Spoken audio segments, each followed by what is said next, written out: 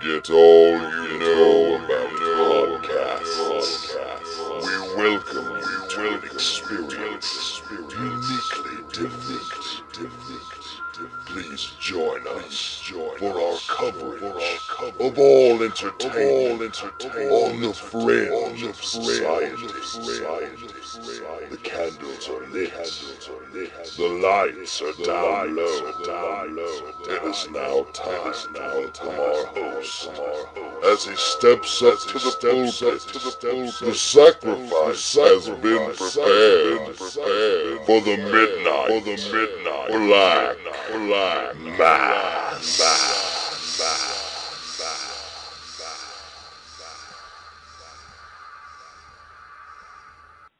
Ghastly greetings, groovy ghoulies, and welcome to a very special edition of the Midnight Black Mass. I am your host, the Rev. Dan Wilson, alongside my partner in crime, the 2014 Georgia Wrestling History Matchmaker of the Year, Mr. Andrew Alexander. How's it going, Andrew?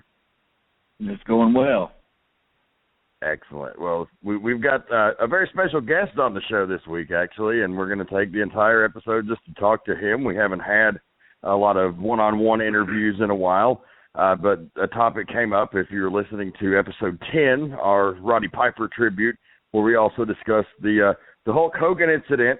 The topic of racism in wrestling came up, and how, we really couldn't understand things because we'd never been in that position. We would never know what it's like to be a black man in the locker room. And so we wanted to bring someone who we thought was a friend on, who's one of the most popular athletes at Empire, and what I would dare say the most popular tag team right now in the Youngbloodz, especially coming off Crazy from the Heat in that amazing double hangman's match.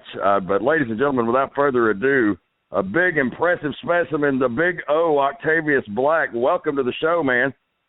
Thank you very much, man. It's good to be here. Hey, thanks for coming on.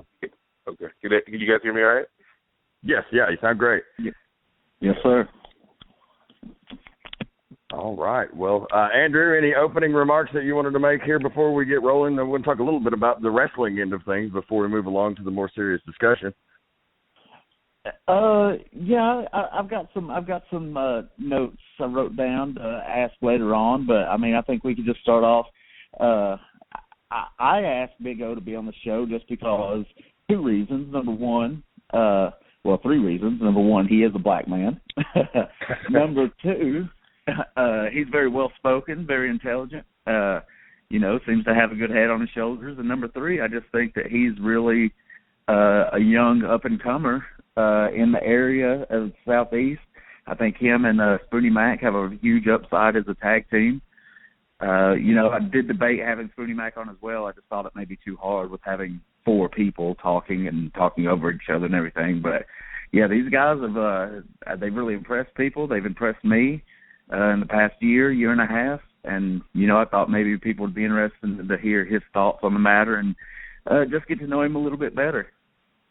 Well, I appreciate you guys having me on, and honestly, as far as the whole Spoonie Mac, I think Spoonie's just fine with me representing the team as far as tonight. So, you guys can ask me what you want, and I'll do my best to try to answer the questions that you have, and I guess try to give you a little bit of my view on the matter as best I possibly can. Okay. Hey, we appreciate that. That sounds great. That's exactly what we want, just honesty and a real discussion. And, have a little fun as well. So in that vein, going back to all the wrestling interviews that we've done here on the Midnight Black Mass, we've had veteran wrestlers and friends of ours from working on the road for over the years, just all different types of positions and stations in the wrestling business. One question I always like to start off with, though, before how you got started in the business, that's very cliche, and we probably won't cover that. I don't know that it's necessary. But what I like to ask is, what lit your fire as a youngster or whenever it was that the professional wrestling bug bit you? Most of us can go back to a certain moment in time that it was no turning back, that we were hooked from that point forward, and that was it. What would you describe that moment as? Are we talking about just as a fan, or are we talking about deciding to be a wrestler? I'd say that moment where you transition, like, from just a casual fan to this is an obsession of mine and something that I have to do. Well, to be honest with you, at 10 years old, I was like, that was when I knew that there was nothing else. But I mean, wrestling was my love. It was like, man, I love wrestling. I had to watch it. I mean, that was back in the time, I would almost say that the golden age of wrestling. I mean, the mid-'90s where, wrestling was on literally every day of the week, and you could always turn on and watch some wrestling, and you hated it, hated it to be one of those days where, wrestling wasn't on, and that was really whenever I was like, man, this is the greatest thing ever. This is, but at that point, wrestling was such a cool thing. It was such a dream. It was like, man, I don't even know if there's ever a way to actually be a wrestler. Yeah, I would love to be a wrestler. I mean, my little brother and my cousins, they hated my guts because, that was what we did in the front yard, and I was the biggest, so they just kind of had to deal with it. But as far as me thinking, man, I could actually be that, that didn't happen until I don't know, I guess I was about 23, and actually it was another guy that I started with in Spoonie Mac. They were like, hey, man, I think you should come try this out. And I came to where they trained, and I was like, I'll see what this is about. At that point, I mean, I wasn't into wrestling as much as I was at 10, but it was like, man, I've seen this enough times. I was like, yeah, this would be fun. And I got in there, and I started rolling around, and it did come natural. And yeah, it took me a long time to be able to be where I am now. But I mean, as far as how it felt in the ring and moving and bumping and driving people into the mat, it was like it came pretty naturally. So to be honest with you, it was one of those deals where it's like, I loved this when I was a kid.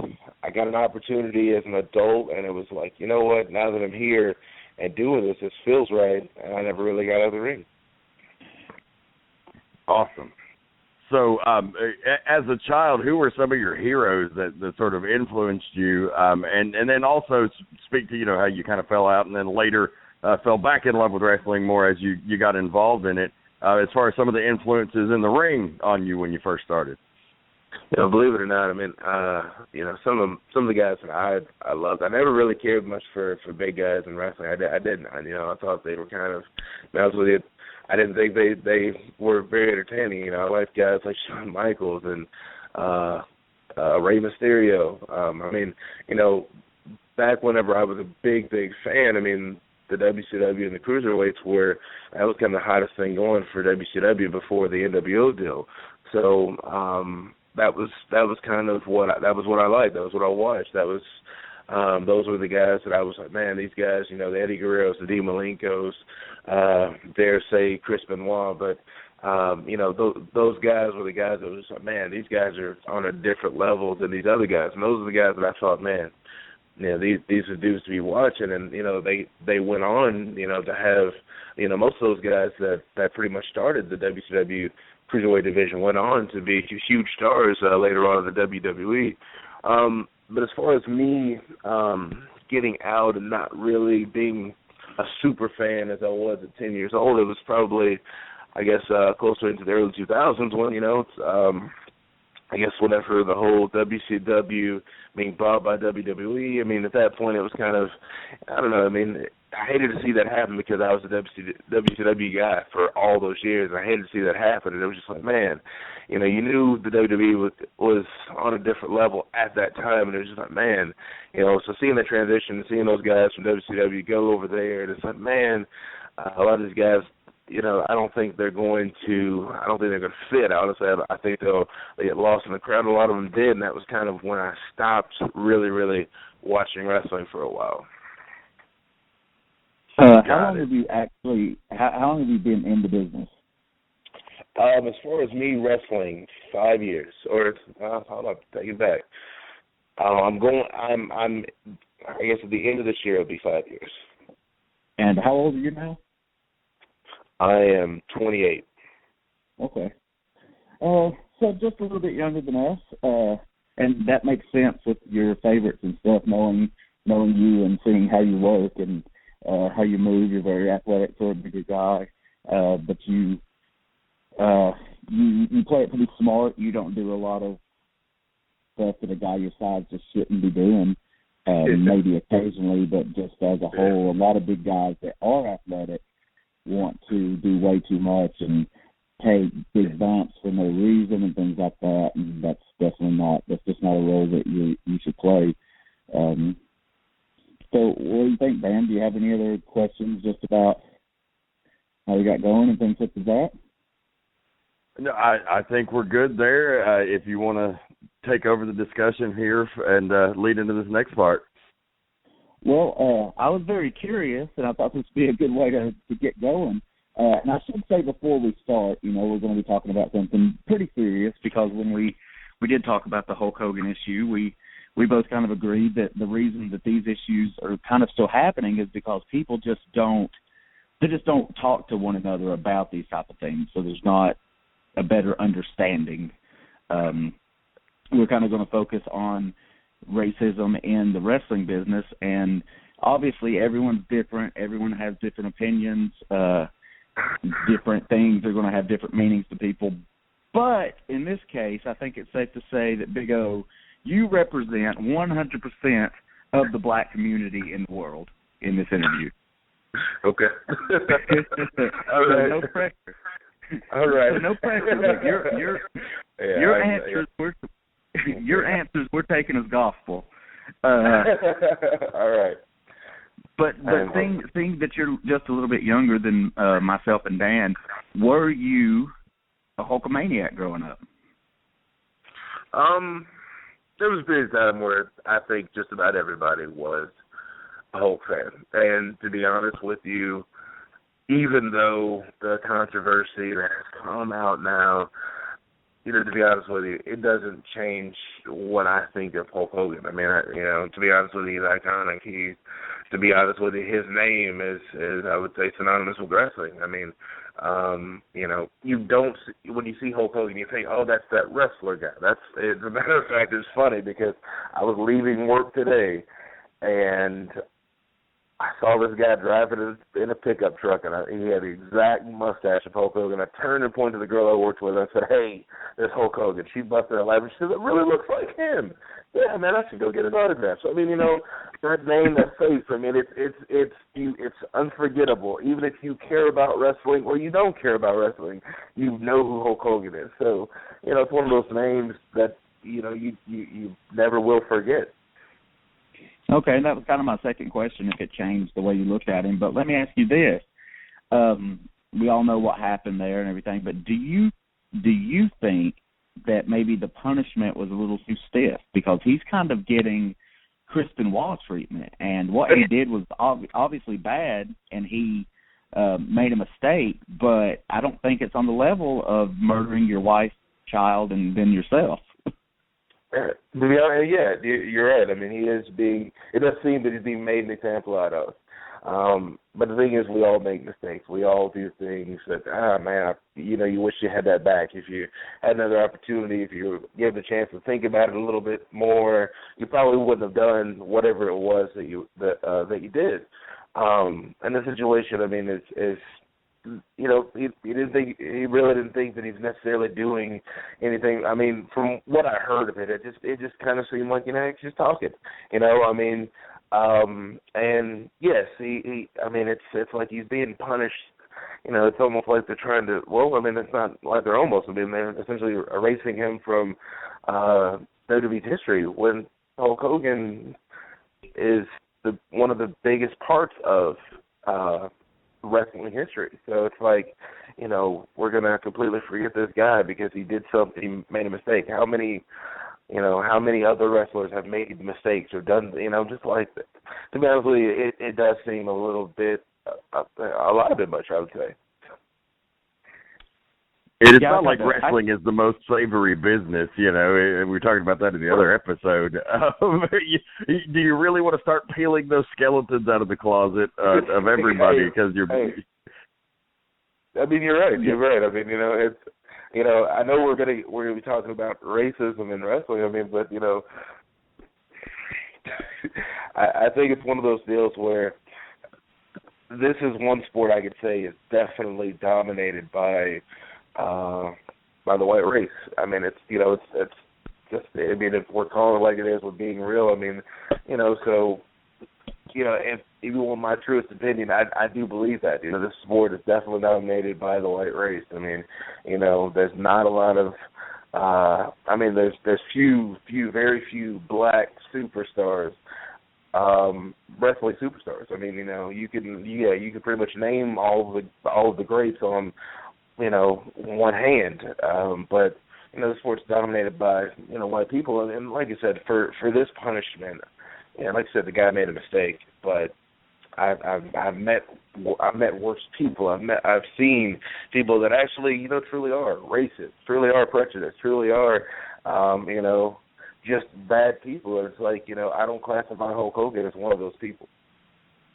Yeah, I agree. I think they're right in maybe distancing themselves from him, letting it cool down, even maybe releasing him for whatever contract he had. But the whole just kind of erasing him and taking him off the Hall of Fame website and just things such as that, I just think that was a little too much.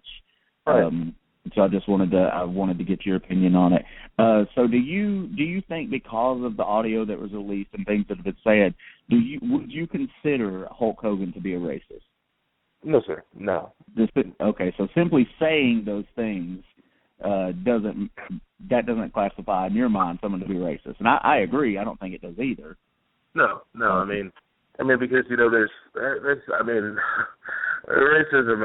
and stereotyping and prejudice. I mean that's a thought process, and honestly, I'd almost even get to call it a way of life. I mean, it's how somebody truly is. I mean, but when you look at race, I mean, generally that's hatred or dislike for a certain race. And I mean, I just don't see Hulk Hogan as that guy at all. I don't see that in any way, and I never will. I mean, saying the N-word or whatever. I mean, there's a lot of people. I mean, that say it, and it's just in fun. It's like, oh, hey, that's my friend. We're real close, so I sometimes say that because we're so tight that I can kind of say that. But even though, trust me, I don't love hearing the N-word, especially coming from somebody of that's not black.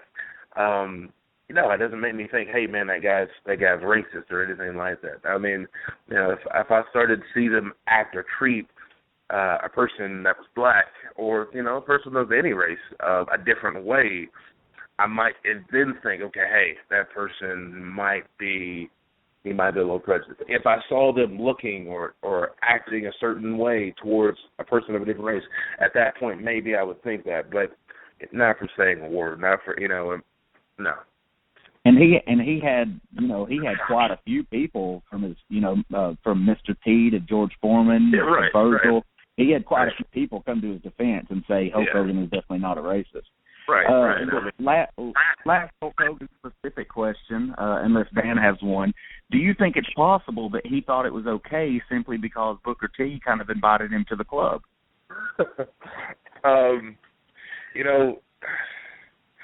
I mean, from anything that I've kind of heard from him and him talking about the situation, I mean, he just seemed like, hey, man, this is kind of one. I mean, you think it like this. I mean, a lot of people are kind of unsure, especially whenever you're in a predominantly black area or venue, place, something like that. You're kind of, I mean, especially if you haven't been around a lot of black people before, you're kind of unsure on what you can say, how to say it, especially when everybody else is kind of just doing the same thing.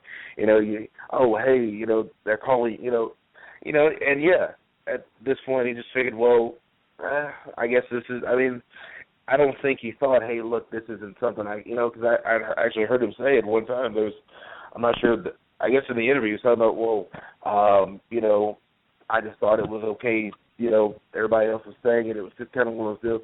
So I just, obviously he felt like, I guess, hey, I'm cool with these people. They're cool with me. I know who I am. It's all, it's all fun. We're all having a good time. And that's just, that's obviously what he thought. Yeah. Do you have anything to add to that, Dan? No, I just the one thing he did touch on, and I guess we can kind of segue in maybe to another topic if you probably got something to say about this. You say that wrestling is a predominantly white-dominated business, and I would agree with that, absolutely. Interesting to point out that even a guy who has been accused of being a racist himself, Cowboy Bill Watts, as a legendary booker and promoter, would always feature black athletes prominently because, if you look at other sports, especially football, basketball, lots of huge black stars in those sports. And in the sport that's a work, you've had a small handful of black world champions. So, I don't think that can even be disputed what you're saying. Yeah, and I think it's interesting too because you look at a black professional wrestler that's been around for a while. They're typically over. They're not hated or looked at differently by the crowd, but still it still is very much. Look at black world champions. I think there's only been 3, one of which is The Rock, who is half black. I can't think of any outside of Booker T, Ron Simmons, and The Rock. I guess R-Truth and TNA with the NWA title, so I guess maybe there's a couple more. But that did segue. I was thinking, what do you think there'll ever? I don't know if I will say ever come a time, but it's typical when there's a black wrestler that's presented and featured on TV for the bigger companies. They usually have somewhat of a racial stereotype gimmick from either rapping or hip hop or dancing or the Nation of Domination, things like that. They're typically very very they're caricatures almost of the black race, and guys who don't do that are they're not as popular or as featured as much. Just when you get a normal here's a black wrestler, he's just a wrestler, he's not shucking and jiving and doing all that ridiculous stuff. They kind of don't last as long. Do you think there'll be a time where that's not as real? Because I think that's still very real. To be honest with you, it's hard to tell. It's really hard to tell. Like I said earlier, the sport is pretty much dominated by the white race. I'm not saying that's necessarily a bad thing. To be honest, there are several black wrestlers, and the thing that you get a lot of times with black wrestlers is athleticism. These guys, a lot of them look good, definitely look the part, are very, very athletic, and can bring a lot of things to the wrestling ring. But I don't know, with black wrestlers, it's very difficult, and I would say like this, with this sport, you can't it's not enough to just be good. You know what I'm saying? You have to be better than just, okay, he's pretty okay, he's good. Because in a sport that's not dominated by this particular race, you've got to really, really stand out. So, it's not enough to just say, okay, well, hey, he's pretty good. He's all right. Some guys might be able to get away with that, but in a sport like this, it's a very unique sport. Definitely a unique business. You can't get away with just being pretty good. And the thing, if you're asking like as far as if it will ever change, it could change.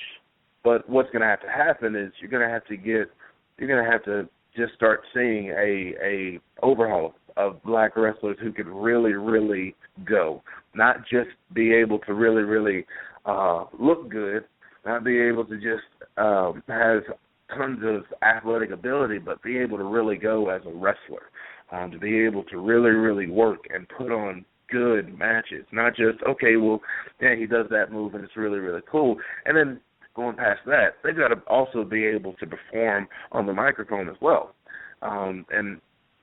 That's kind of, I think, one of those things that's missing. If you go back and look at black wrestlers, if you're really, really critical, you've got some guys that, man, he was cool, he was all right, he was fine. I never really was an R-Truth fan. If I watch R-Truth now, if I watch R-Truth back in TNA, I never really was an R-Truth fan.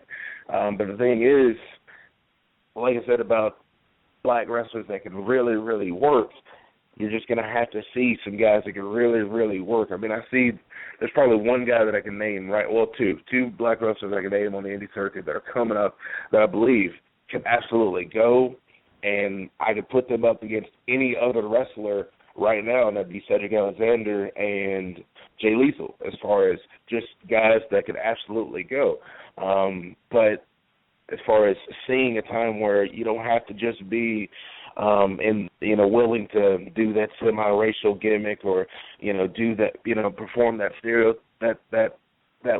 stereotypical gimmick that we see for a black wrestler. You got to see some guys that can absolutely go and make you forget, hey, that's just a black guy. They've got to be able to absolutely go in the ring and then also on the microphone. Okay, that's a very good point. And I think the WWE, right now it's kind of just joked about that they seem to have more black athletes on the roster now than they ever have. But they've got a lot of guys that could fit that demographic if given the chance, especially with the WWE style between all three members of the New Day. The primetime players, I think Darren Young, I mean, I said it a while ago, I think that guy could be the next Rock. Not as good as The Rock, but I mean, this generation's, he's just so smooth in the ring to me. Oh, yeah. He's got some good stuff. Yeah, they've got quite a few guys right now that could be that if they could just break out from those stereotypes. Right, and that's the thing. And the only way truly to really break out of those stereotypes is just being flat out good. It's like, The Rock was so cool. It's like you can't. I mean, even when he comes back, and you're like, well, he's not really a wrestler anymore. Nah, The Rock was just so cool. If he wasn't out talking you, he was out working you. And people talk about, The Rock can't wrestle. The Rock could go. Those times back in the day. I mean, those matches that he had with Austin. I didn't ever think Austin was a fantastic worker, to be honest with you. But those matches that he had. I mean, those matches were. You'll never forget those matches. You never forget some of those deals, Vic. You never forget the deal that he did with Hogan. The Rock was just so far ahead of everybody else that you couldn't help but him be the top guy. You know what I'm saying? Booker T, he was awesome. He was amazing, but he never reached where The Rock was. He never, and, even though, he was a world champion, he never held the WWE title, heavyweight title. So, but to get to the level where The Rock was, and I think that's what you're going to see. You're going to see some guys who are just head and shoulders above everybody else on the show, everybody else in the roster. Because, it's obvious that WWE's not racist as far as not going to give a black person a job because, you can name 10 black wrestlers that are in the WWE right now. But, what are those guys doing to set themselves apart, to really get themselves over and really prove, hey, look, I'm not just a body. I can freaking go, and I can also keep the crowd's attention just with my words.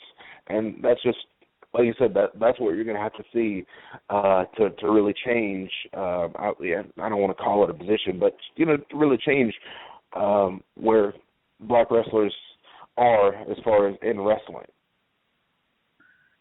Yeah, and go ahead, Dan.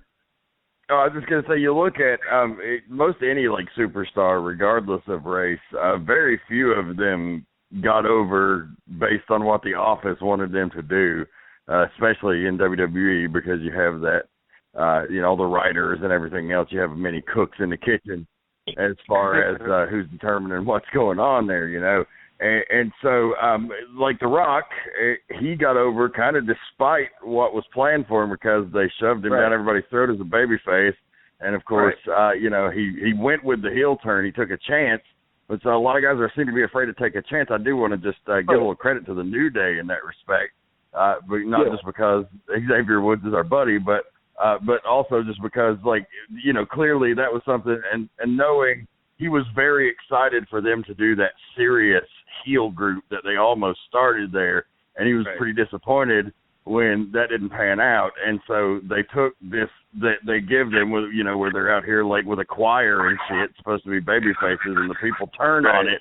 So instead of trying to force it down their throats like the office probably wanted them to, they went out there and they turned on it and got the heat, and now they've kind of turned it into its own thing, which is pretty cool. That's what you got to do to break out of the pack. And that's right. You're right. It does mean taking a chance. It does mean, the possibility of this might not work. And I really do love, I'm glad you brought up the New Day, because, I've been thinking about them the entire time. But, I love what those guys are doing. And you're right. It started out exactly the same formula as the Rocky Maivia character. They wanted to kind of make it into this thing. We want to shove this down your throat. We want you guys to cheer for this, the positivity. We want you guys to cheer for that. And the crowd, and the thing is, that's not real. And nobody can get behind it. But then they go out there and they make a little switch, and then you see a glimpse of greatness, I would say. And all of a sudden, now look at where they are, and it's evolving into its own thing. And they look like they're having fun. And to be honest with you, I'm enjoying watching them work, not because they're black, because to be honest with you, I don't like Crime Time. I didn't like Crime Time, but I didn't like any of those guys. But New Day, they've definitely opened up my eyes and opened up a lot of people's eyes, because they're changing people's opinions of them every single time they go out there and work, and that's what it takes.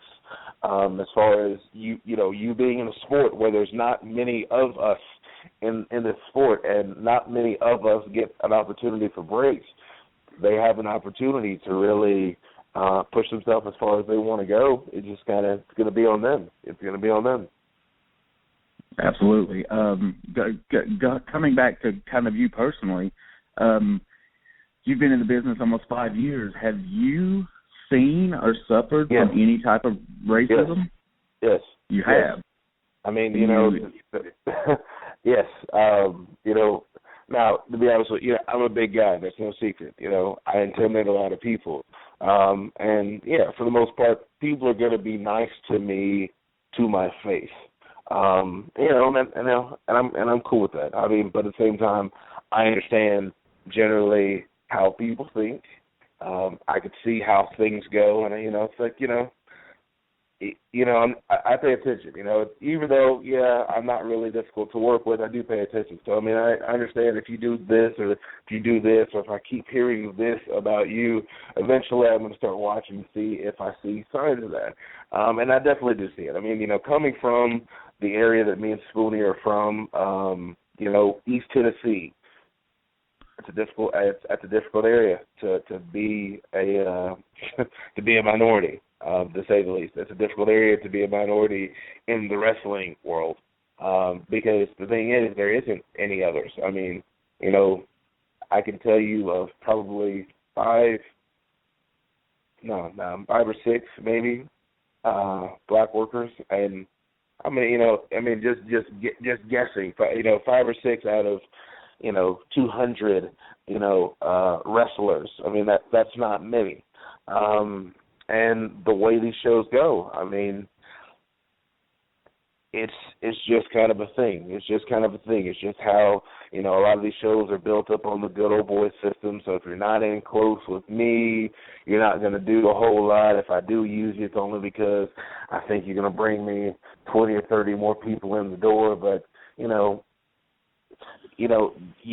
kind of know it's at a certain point. It's once you get to a certain point, you're not going to get much further. So, I mean, that's one of the main reasons me and Spoonie wrestle the kind of schedule we wrestle. We don't stick around a whole lot in one place. We know that in most cases there's not going to be that opportunity where someone's going to say, hey, look, we got these guys that we would like to take a chance on, and we're just going to we're going to give them this opportunity. Not saying that we haven't been given a lot of great opportunities. It's just I know it's a lot harder for us to get those great opportunities. And, it may not necessarily all fall on the booker or the shot caller. I mean, heck, it could also be the fans. But You guys have seen us work. You guys see that the fans gravitate to us very quickly. You know, we've come in. I remember the first time we came down there, and it was just like, hey, we just came down there to meet you guys. All of a sudden, we got thrown into a match, and you know, it was probably one of the worst matches that we ever had in our lives. But the crowd still was like, hey, you know what? Oh, this guy's, I like how they look. You know, they're wearing, you know, we were wearing like pink or something like that. And they just liked how we looked. So we came back. When I thought we would never get an opportunity to come back, we came back, and it was just like, man, we remember those guys. We like those guys. Boom. And, you know, it's kind of took off as far as us. But, I mean, it's like that just about anywhere we go. People like us. They like how we do. They like the stuff that we do. They think we're cool. They think we're sometimes innovative. So as far as why we don't get more opportunities to do certain things, you know, yeah, it's definitely one of those things where I believe race comes into it. I don't want to say names or anything like that, but I mean race does come into it. I know it does, and in certain areas it's way worse. You know, further north in Tennessee, I can only see it getting worse. Different areas towards Middle Tennessee, you know, like I said, I can see it being worse, but, you know, it's just one of those things that you know that existing. And for me as Spoonie, we just understand, look, we got to go out there and do what we do. We're going to go have fun for us. We're going to try to get better. We're going to put on a good show, and we're going to go from here to the next one. And that's how we do. You know, that's what the Youngbloodz are about. You know, we want to put on a good show, period. We know that, you know, heck, we may never carry the tag team titles on such and such show, but we're going to be at least that team that for a night or two says, man, did you see those two guys? God, they were something, weren't they? And that's kind of just that's our thing. Well, I definitely hate to hear that. I think that's unfortunate because I think people are missing out on the big picture if they have any type of attitude like that. I mean, I know, you know, I would say it in jest, but I also kind of mean it when I'm like, let's book those guys. They're black, because I see the positive aspect of you're different. You're in a good way. You're different in a good way when you have this show that's, you know, you got 30 white guys. Yeah. They all kind of look the same. You know, get some variety. And you know, if you sucked, it doesn't matter that you're black. You know, we wouldn't use you at Empire, but you don't suck. Like you said, the first or second time you went out there, like, the crowd popped, and I was just like, man, they remember those guys and, like, they like them. And, you know, we did nothing special the first time they were there. Yeah. And it's always like that. You always get strong reactions. And it's not because you're black. It's because you go out there and you work hard and you give them good matches and entertain them. And that's what it's about. And so the fact that, you know, other promoters or whatever don't see that as a huge positive is just ridiculous. Yes, I mean, it's crazy. And, you know, the thing is, like, well, you would think that, and you're like, wow, so they won't give them this because they're black, but they choose to keep, you know, they choose to keep using them. They want them on the show. They just, you know, only want them to reach a certain point. And, you know, you kind of alluded to this. It's like, it's smart for you to grab, you know, say like this, you're a businessman, and you're selling whatever you're selling.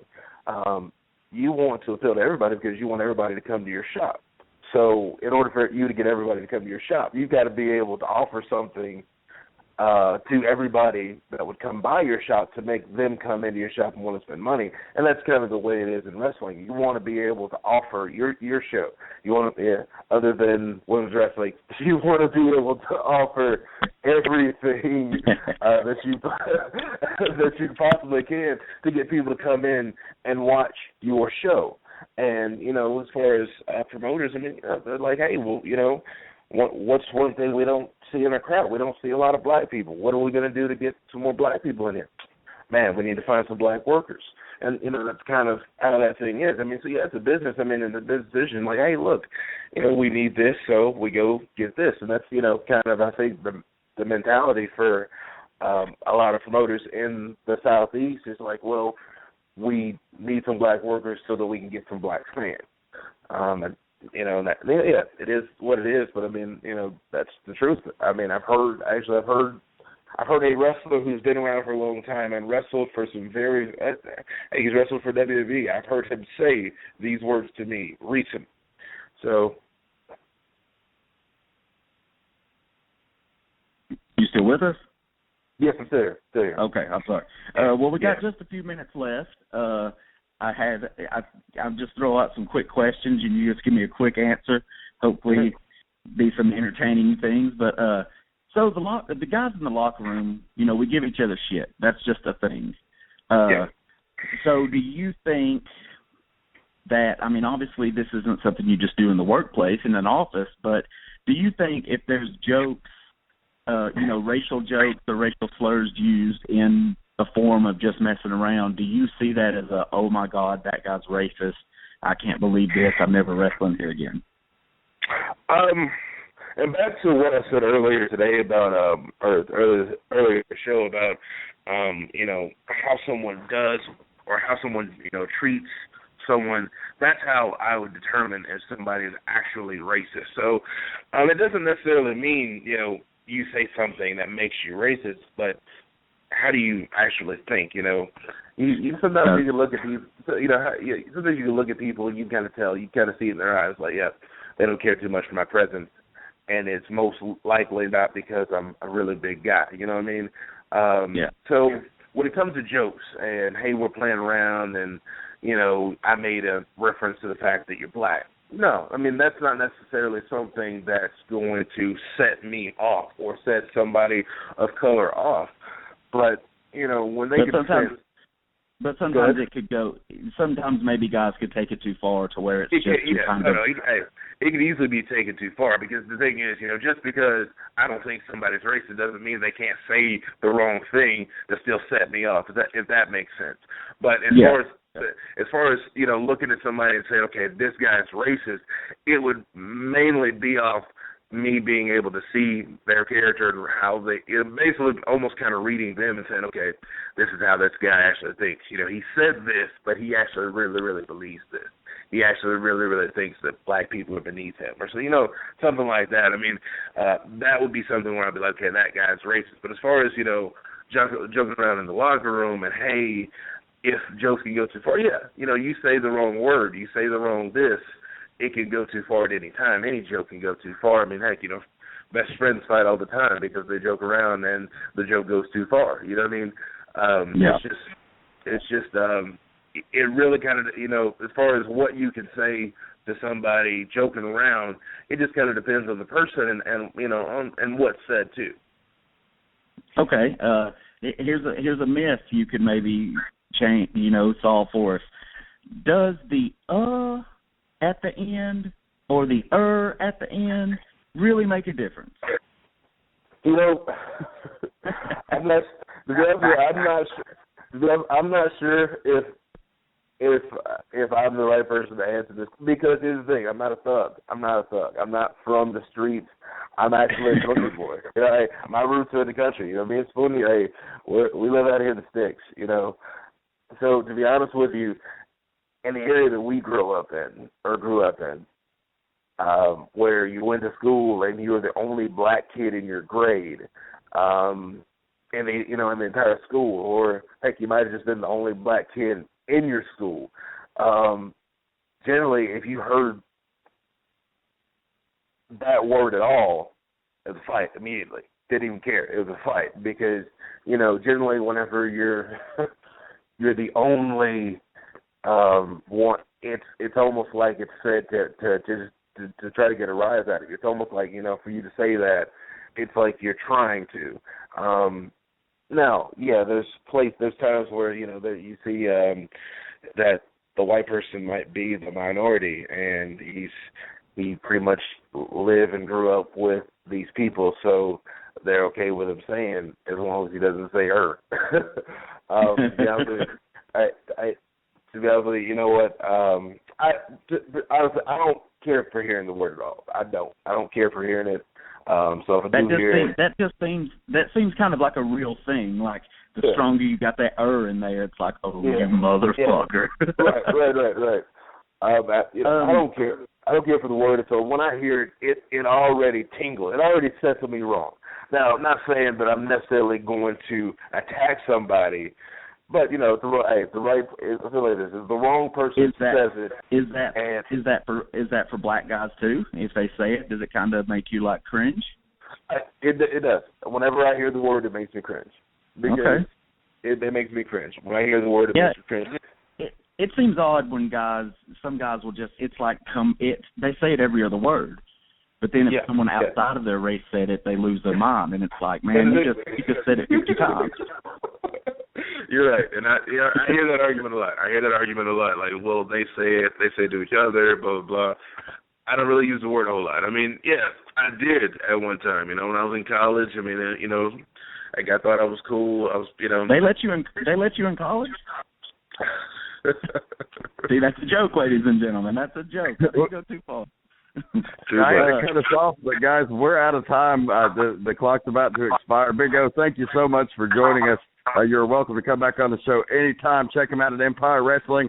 For Andrew Alexander and the Big O, this is the Reverend. Keep one foot in the gutter and one fist in the gold. Good night. This has been a production of the Potty Humor